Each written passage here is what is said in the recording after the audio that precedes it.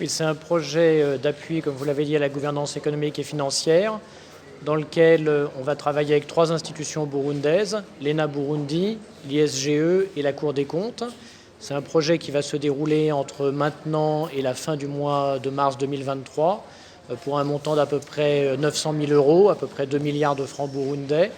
Et donc l'idée, c'est de renforcer les capacités de ces 3 institutions, notamment en faisant des formations de formateurs, en accordant des bourses et puis aussi en finançant des équipements pédagogiques qui seront utiles à ces 3 institutions. Les formations ont commencé. La première formation a eu lieu cette semaine, lundi, mardi et mercredi, avec des formateurs qui sont venus de France et qui effectivement ont déjà formé 50 formateurs, 25 de l'ISGE, 25 de l'ENA Burundi.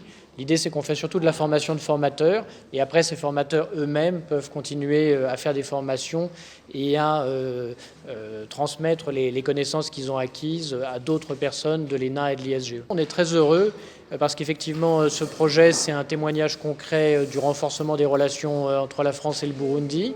Je pense aussi que c'est un projet qui est très intéressant parce qu'il s'inscrit très bien, comme l'a dit l'assistant du ministre, dans le plan national de développement du Burundi.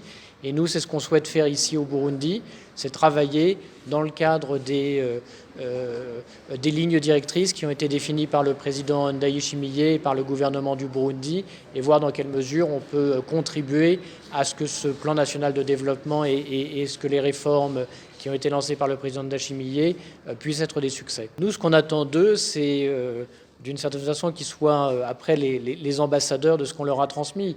Donc l'idée, c'est qu'on travaille avec eux, on leur transmet un certain nombre de formations, de suggestions, de méthodes de travail. Et donc l'idée, c'est qu'après, évidemment, ils se les approprient, ils les adaptent au cadre burundais, parce qu'on ne peut pas enseigner exactement de la même façon en France et au Burundi ou dans un autre pays. Donc l'idée, c'est qu'on les stimule, qu'on leur donne des compétences, qu'on leur fasse apprendre de nouvelles méthodes de travail et qu'après, ils utilisent ces méthodes de travail de la façon qui leur semblera la meilleure dans leur travail de tous les jours.